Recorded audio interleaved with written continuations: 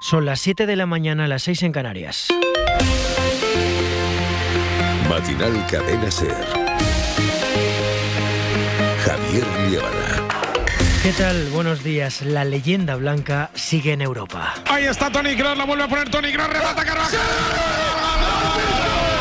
De Carvajal en uno. Están muertos. Ojo el error, Pellice para el segundo, va a poder el remate, remata Vinicius. Gol de Vinicius. Estaba muerto el Borussia de Dortmund, se acabó. Otra gran final, otro día más en la oficina, otra pachanga en la casa de esta generación de futbolistas irrepetibles.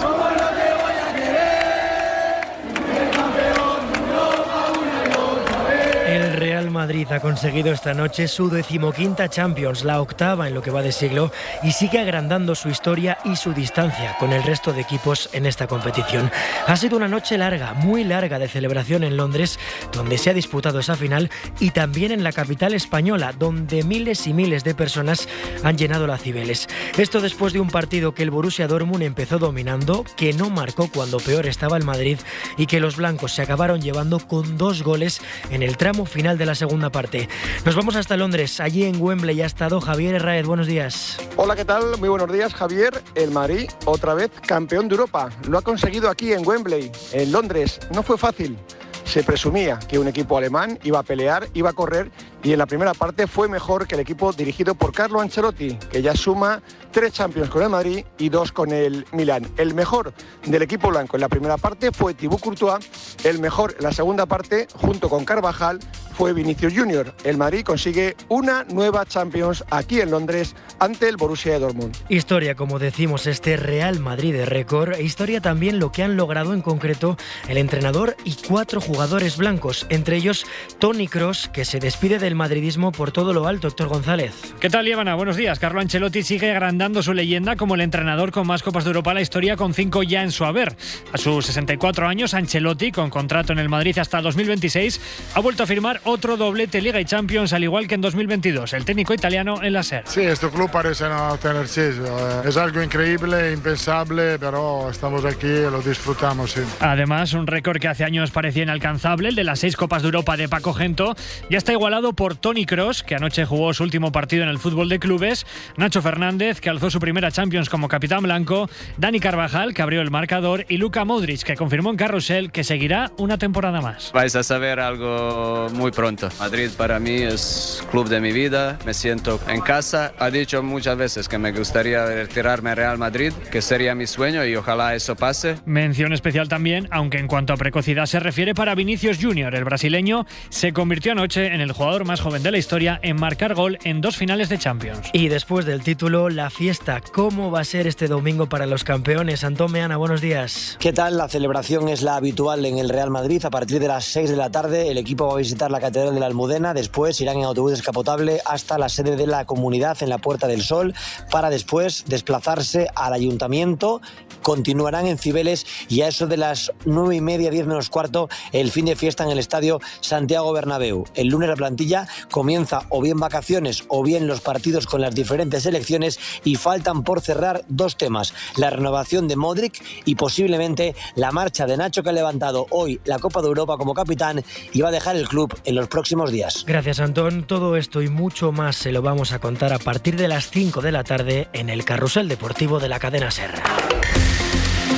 Esto en un final de semana en el que la lluvia, que ha caído con mucha fuerza en pocos minutos, ha dejado inundaciones en Cataluña. Así bajaba la riada este sábado por las calles de Arenys de Mar, en Barcelona, arrastrando algunos coches y provocando la inundación de algunos bajos. En esta comarca del Maresme, en cuestión de 30 minutos, cayeron hasta 30 litros de agua. Para hoy se espera que las nubes se alejen y que el sol y el calor vuelvan a esta zona norte y también al resto del país. María Hernández, buenos días. ¿Qué tal? Buenos días. Sí, la lluvia que se ha notado en las últimas horas, especialmente en Cataluña, Va a dar paso este domingo a cielos despejados en la comunidad, pero también en prácticamente todo el país. España vivirá una jornada soleada, aunque eso sí, precaución en Galicia y Andalucía, donde a esta hora ya se ha activado el aviso amarillo por fuerte oleaje y rachas de viento. Por lo demás, como decimos, predominará el buen tiempo y el calor, con las temperaturas que seguirán subiendo y superando los 30 grados en comunidades como Andalucía, Extremadura o Castilla-La Mancha. La máxima este domingo, los 35 grados que se alcanzarán en Badajoz. Así empieza este matinal SER con Miguel Hijosa y Nick Sutherland en la técnica y con María y Adrián López Soler en la producción. Comenzamos. Matinal Cadena SER. La presión internacional sobre Israel para que haga efectivo un alto el fuego en Gaza sigue aumentando. Esta noche Estados Unidos, Egipto y Qatar, es decir, su principal aliado y los otros dos países mediadores en este conflicto, han pedido en un comunicado conjunto al gobierno de Netanyahu y también a Hamás que cierren el acuerdo de tregua presentado por Joe Biden.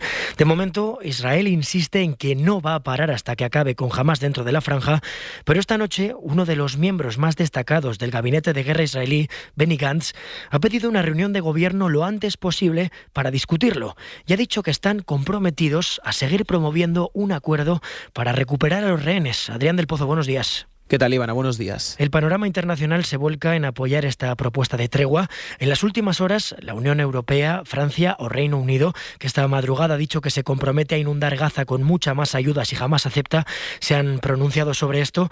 Y también España, a través de un mensaje del presidente del Gobierno. España sí ha sido uno de los últimos países en apoyar el plan de tregua permanente en Gaza que ayer presentó Biden. En redes sociales, tanto el presidente del gobierno, Pedro Sánchez, como el ministro de Exteriores han apoyado la propuesta. Solo la solución de los dos estados dará paz a la región, escribe Sánchez. Además, Egipto, Qatar y Estados Unidos han firmado un comunicado conjunto pidiendo a Israel y a Hamás que acepten el acuerdo. Recordamos que este plan incluye varias fases que culminarían con la liberación de rehenes israelíes y presos palestinos y la reconstrucción de la franja. Israel estudia el plan, Hamás lo ve con buenos ojos. Eso sí, Netanyahu ya ha advertido de que no parará hasta destruir a Hamás. Pero a la presión internacional se le suma al primer ministro israelí la olla a presión de la política interna hebrea. Esta noche y madrugada, cientos de miles de personas han vuelto a salir a las calles de Tel Aviv pese a las cargas para pedir esta noche con más fuerza un acuerdo que permita la vuelta a casa de los rehenes israelíes secuestrados. Sus familias han exigido a Netanyahu la aprobación inmediata del plan. El líder de la oposición, por su parte, también ha pedido al primer ministro que acepte la propuesta. Esta noche los líderes de dos partidos de ultraderecha que forman parte del gobierno de Netanyahu han amenazado con abandonar la coalición si el primer ministro acepta. Esto cuando la cifra de palestinos muertos en Gaza asciende ya a casi 36.400. Por cierto, que este sábado Chile ha anunciado que se suma a la denuncia de genocidio presentada por Sudáfrica ante el Tribunal Internacional de Justicia. Respecto a la crisis diplomática abierta entre Israel y España por el reconocimiento del Estado palestino, este sábado el Ministerio de Asuntos Exteriores español le ha comunicado a la Embajada de Palestina en Madrid que goza de los privilegios de un Estado, Adrián. Ha sido a través de una nota verbal que el Ministerio de Exteriores ha enviado a la Embajada de Palestina en la capital española, según han informado fuentes diplomáticas. Una nota verbal en la que España informa a Palestina de que goza de todos los privilegios e inmunidades correspondientes a los estados, según dicta el derecho internacional. Es decir, España ha comunicado a la Embajada palestina que ya tiene los mismos derechos y privilegios que cualquier otro país. Esta es la primera comunicación entre el Gobierno de España y la Oficina Consular de Palestina en nuestro país desde que el martes España reconociera al Estado palestino como tal. Gracias, Adri. Esta semana hablábamos aquí en la SER con Mustafa Barghouti, uno de los nombres más destacados de la delegación palestina en la conferencia celebrada en Madrid en el año 91 para impulsar un proceso de paz en Oriente Próximo. Barghouti agradecía el apoyo de España al pueblo palestino, pero insistía. We hope that Spain will do more. Esperemos que España haga más, que junto a otros países imponga sanciones a Israel, afirmaba Barghouti. Una línea, esta de que reconocer el Estado palestino no es suficiente, que aquí han mantenido también Sumar y Podemos. Hoy celebramos que España reconoce el Estado palestino, pero no nos vamos a quedar ahí. Este reconocimiento simbólico no va a servir para lo más importante, que es pararle los pies a Netanyahu y que termine el genocidio. Seguiremos presionando desde nuestra... Al gobierno le piden más, pero ¿qué es ese más? Y siendo realistas, ¿cuánto más pueden hacer tanto España como otros países europeos? Lo primero que hay que pensar es si este más que se puede hacer es en relación con el Estado palestino o con Israel. Con el Estado palestino, ahí sí que las instituciones del Estado, pues evidentemente son libres de intentar aumentar la cooperación, la colaboración en cualquier ámbito, desde el sanitario, el educativo, el científico. Pero hay que tener en cuenta que Palestina no es un Estado normal. Está sometido a la ocupación israelí, explica Eduard Soler, profesor de Relaciones Internacionales en la Universidad Autónoma de Barcelona. Y por lo tanto, en el despliegue de esta cooperación o colaboración que puede hacerse desde España, hay que tener muy presente que seguramente el Estado de Israel tiene capacidad de ponerle muchísimas trabas. Teniendo esto en cuenta, la otra cara de la moneda es ese más que se puede hacer para confrontar, para presionar a Israel. Y ahí España tiene capacidades bastante limitadas. Se necesitaría una presión de grupo, y en este caso, bien sea en el marco de Naciones Unidas, bien sea dentro de la Unión Europea. Y sabemos que en los dos espacios pues hay bloqueos muy significativos y por parte de actores mucho más poderosos que España. Estados Unidos o Alemania, por ejemplo. En el ámbito europeo, explica Soler, España no se encuentra sola, pero sí está dentro de un espacio relativamente minoritario de países que quieren presionar más al gobierno de Netanyahu.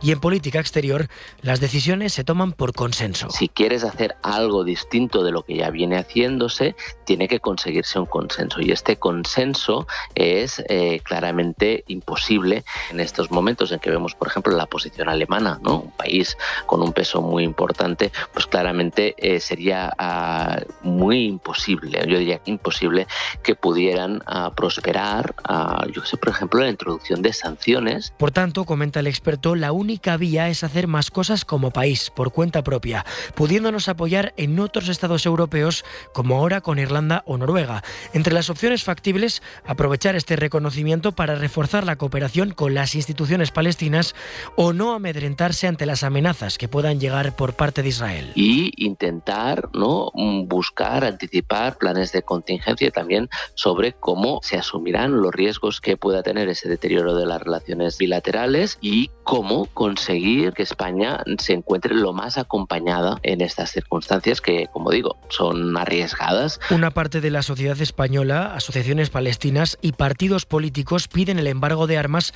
o la ruptura de relaciones diplomáticas. Son, comenta Soler, de las pocas cartas que un gobierno puede jugar. Pero sabiendo que en el momento en que juegas no tanto la cuestión militar, ¿no?, donde yo creo que ahí el riesgo es menor, sí que evidentemente hay quien perderá y algunas empresas pues evidentemente pueden perder mucho, pero no está en este momento sobre la mesa una ruptura de relaciones. Son palabras mayores, implica que es muy difícil revertir esta situación y implica responder a las provocaciones que también están llegando en este momento desde Israel con una decisión, ¿no?, también igualmente provocadora y que nos sitúa en una lógica de escalada. Porque una cosa es ser crítico y otra hostil con Israel, un país con una gran capacidad en materia de inteligencia, defensiva, de seguridad, que tiene muchas voces amigas y que despierta simpatías en actores tan importantes como Washington o Berlín. Este va a seguir siendo uno de los temas políticos de los próximos días cuando tan solo queda una semana para las elecciones europeas. El próximo 9 de junio votamos aquí en España y los partidos van gastando sus últimos cartuchos. Este sábado, Pedro Sánchez ha estado en Valladolid junto a Teresa Rivera, donde ha aprovechado para intentar sacar rédito de una de las expresiones utilizadas como insulto por el ultraderechista Javier Milei, la de zurdo. Sonia Palomino. Mano izquierda para frenar a la extrema derecha. Pedro Sánchez ha respondido así a las palabras del presidente argentino Javier Milei, que llamó zurdos a los miembros del gobierno español. Ahora nos llaman zurdos, como si fuera un término despectivo ser zurdo. Pero si nosotros estamos muy orgullosos de ser gente de izquierdas, gente progresista, porque con esta mano hemos construido el estado del bienestar. Con esta mano estamos luchando por un mundo en paz en Ucrania y en Palestina. Palabras de Sánchez en Valladolid en un mitin en el que ha acompañado a la candidata socialista a las europeas, Teresa Rivera. El presidente del gobierno ha llamado a votar a los socialistas el 9 de junio para evitar que también cojan, ha dicho, los mandos de las instituciones europeas. Y desgraciadamente hay Trumps y Mileis y Orbán y Abascal y Bolsonaros, pero también hay un país que es referente en frenarlos en las urnas, que es España.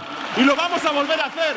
Una llamada a la que se ha sumado Rivera, que ha criticado que el Partido Popular haya abierto la puerta a Vox en los gobiernos autonómicos en los que se derogan leyes feministas o de memoria histórica. Un Partido Popular al que este fin de semana ha acompañado la presidenta de la Comisión Europea y candidata a la reelección, Ursula von der Leyen, que ha defendido los valores europeos y ha puesto el acento en la importancia de cumplir con el Estado de Derecho.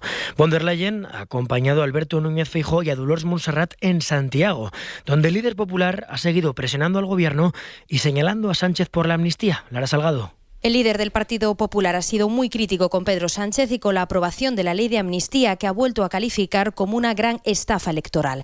Arropado por 5.000 militantes, Alberto Núñez Feijóo ha agradecido la presencia en España de Ursula von der Leyen y ha señalado que ante la acaparación de poderes del presidente del gobierno queda Europa como red de seguridad para los españoles. Se ha sustituido la independencia del poder judicial por la impunidad política. De la separación de poderes estamos pasando a la acaparación de todos los poderes por una persona.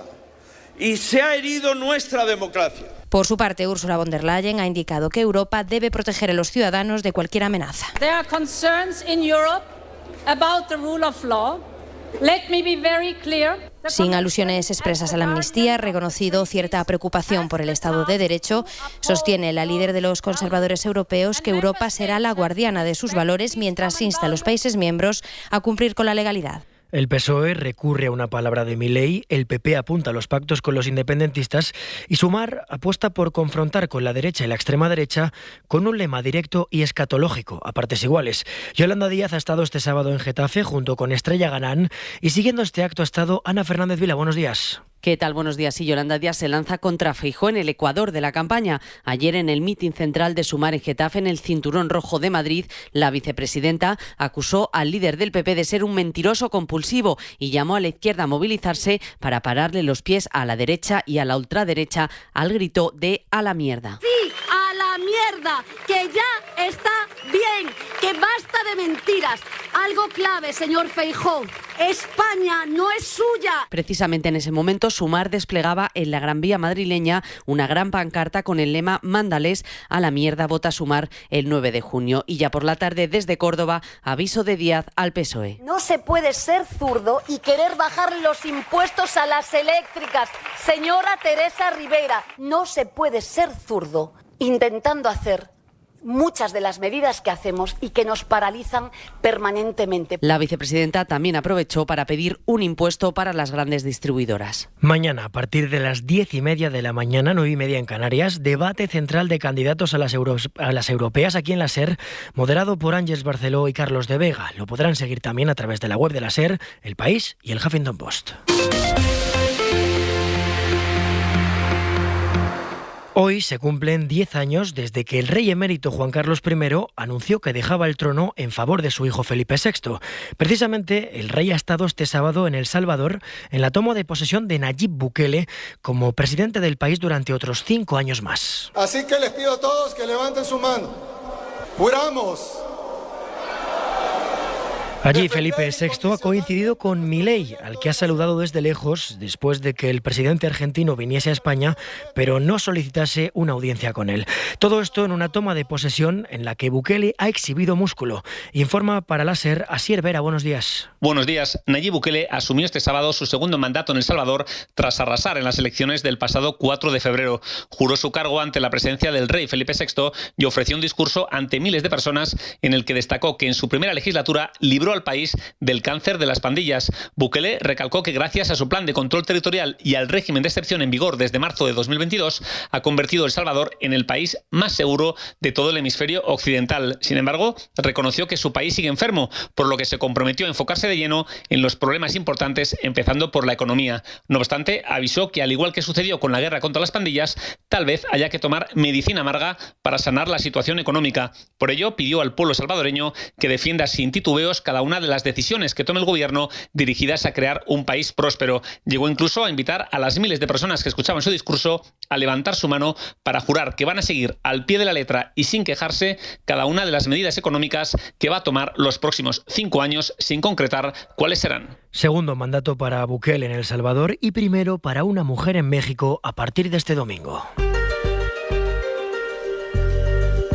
Hoy, más de 98 millones de mexicanos están llamados a las urnas para elegir a la primera mujer que va a gobernar el país. Las encuestas le dan una victoria muy clara a Claudia Sheinbaum, la candidata de Morena, el partido de López Obrador. Según los últimos sondeos, le sacaría más de 20 puntos a su principal perseguidora, Xóchitl Gálvez, del frente opositor. Dos mujeres que se disputan la dirección de México por primera vez en su historia. Nos lo cuenta desde Ciudad de México, Fernanda Fernández.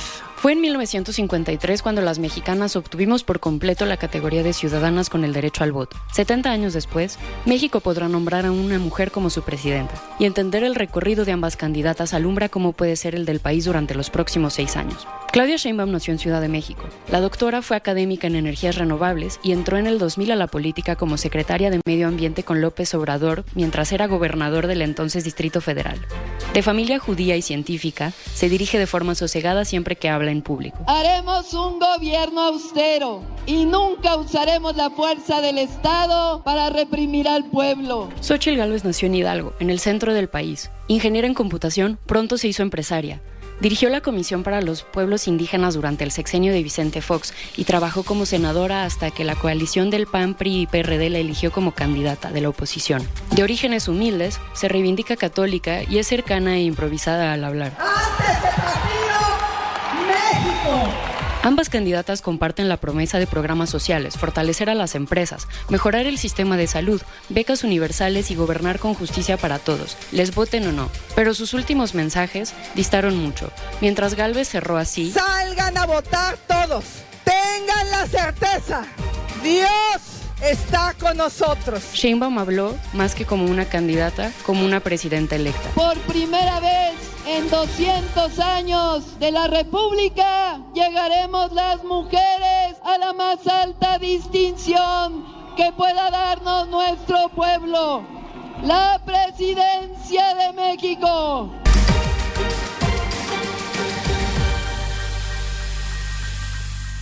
Y acaba de cumplirse un año desde que el gobierno español aprobó la nacionalidad por carta de naturaleza a los primeros 14 nicaragüenses a quienes la dictadura de Daniel Ortega declaró opositores. Esta, la de considerarles apátridas, es una de las últimas estrategias represoras de Ortega contra periodistas, activistas, líderes religiosos, abogados o campesinos. Campesinos como Francisca Ramírez, con quien ha hablado en su exilio en Costa Rica nuestra compañera Isabel León. En el exilio desde 2018 y desnacionalizada desde 2022, apátrida, ahora ya con pasaporte español. No nos dejó que quedáramos sin tener dónde ir y nos dieron la nacionalidad. Creo que eso lo agradecemos muchísimo, porque para nosotros que estamos luchando por el retorno de la democracia, que queremos seguir alzando la voz, era tan importante. Francisca Ramírez es la líder en este asentamiento en Upala, apenas 13 kilómetros de la frontera con Nicaragua, en Costa Rica, donde nos encontramos. Crearon una granja de la nada y aquí viven unas 18 familias. Desde este lugar trabajan por la incidencia. Tengo más fuerza porque este aprendizaje del terror que se vive con los dictadores por falta de educación, por falta de no estar informados. Vamos a luchar porque haya reparación, para que no haya repetición, porque una de las cosas creo que es las amnistías y los borrones y cuentas nuevas no nos han ayudado en Nicaragua. Entonces hoy tenemos una lucha como líderes, como nicaragüenses, de poder luchar por la justicia. De la mano de la ONG Alboan y el Servicio Jesuita al Migrante de Costa Rica, visitamos la que es su casa, la que aspira a ser autogestionada, nos dice, en 2025, y desde donde confía en regresar a una Nicaragua democrática. Claro que sí, yo me acuesto todos los días pensando que mañana voy a tener la noticia que vamos de regreso a Nicaragua y que Nicaragua volverá a ser república, que en Nicaragua vamos a poder regresar a construir ese país y donde realmente la democracia no sea un discurso sino una práctica. Este mes en Spoticar disfruta de 3 años de garantía incluidos financiando tu vehículo de ocasión. Visita uno de nuestros 200 concesionarios y disfruta de disponibilidad inmediata reservando tu coche en spoticar.es. Financiación ofrecida por Stellantis Financial Services. Consulta condiciones en spoticar.es. ¿Crees que tu hijo se autolesiona? ¿Cómo saber si tienes diabetes? ¿Quieres dejar de fumar? ¿Puedes vacunar? Pregunta a tu enfermera. Organización Colegial de Enfermería.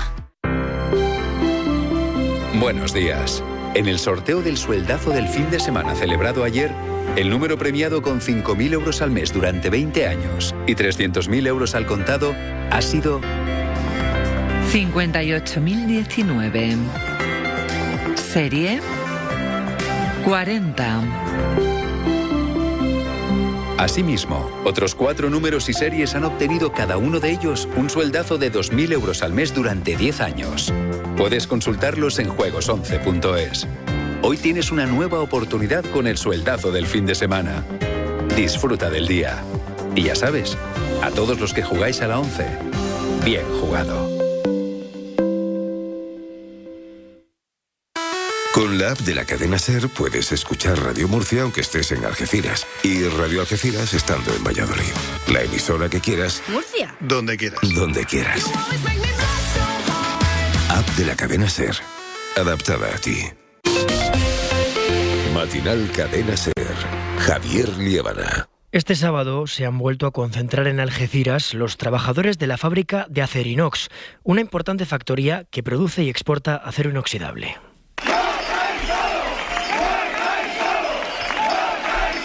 Estos llevan ya 120 días de huelga y más de 30 reuniones después todavía no han logrado cerrar un acuerdo sobre un nuevo convenio colectivo.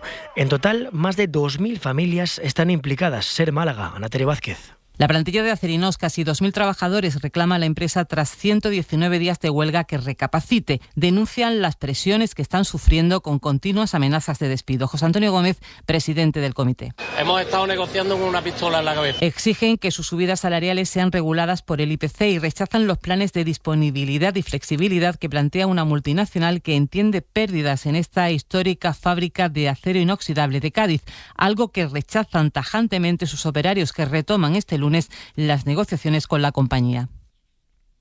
Mientras, en Mallorca, un hombre ha sido detenido este sábado por descargarse más de 12.000 archivos, fotografías y vídeos de contenido pedófilo. Radio Mallorca, Sergio Zabala. Todo parte de las investigaciones del Grupo de Delitos Tecnológicos en Palma, apoyado por la Unidad Central de Ciberdelincuencia, Grupo 1 de Protección al Menor. Los agentes averiguaron que se estaban compartiendo archivos de este tipo, abuso sexual infantil, mediante diferentes redes y localizaron al autor, un varón de 45 años residente en Mallorca.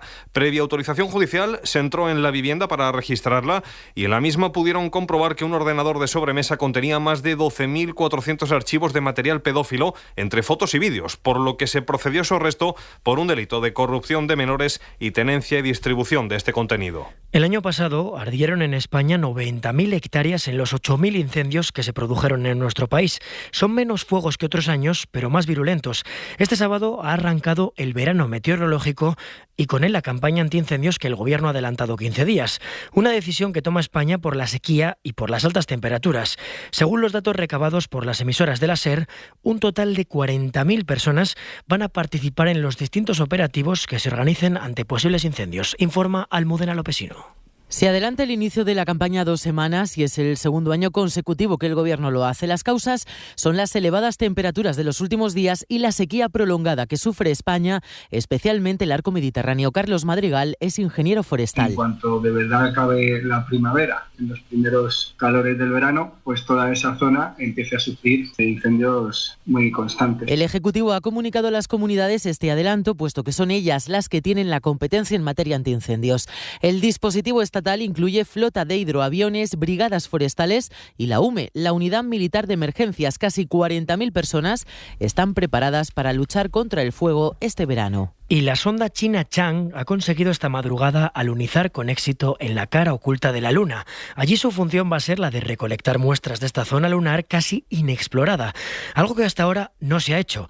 La sonda va a intentar recoger materiales del suelo y rocas lunares para después hacer experimentos. Nos lo cuenta Adrián López Soler. La sonda ha alunizado hace unas horas cerca del polo sur de la Luna, concretamente lo ha hecho en la cuenca Aitken, el mayor cráter del satélite y el segundo más grande del sistema solar. Esta misión comenzó el pasado 3 de mayo con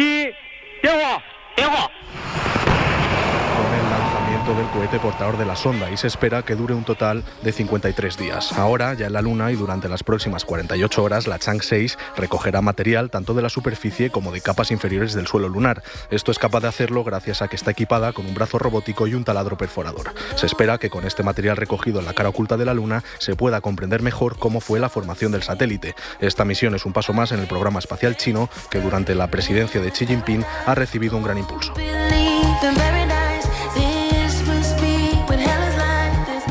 Pues hablando de espacio, hoy nos vamos con Saturn, de Sa, la cantante estadounidense que ha sido cabeza de cartel en un Primavera Sound que ha terminado este sábado. El Festival de Barcelona ha registrado en esta edición casi 270.000 asistentes y calcula un retorno económico para la ciudad de 200 millones, lo que implica consolidarse como el segundo gran evento que más dinero genera allí tras el Mobile World Congress. Así nos vamos. Se quedan con la hora extra con Dani de la Fuente. La información vuelve en media hora en A Vivir con Javier del Pino. Que tengan un feliz domingo.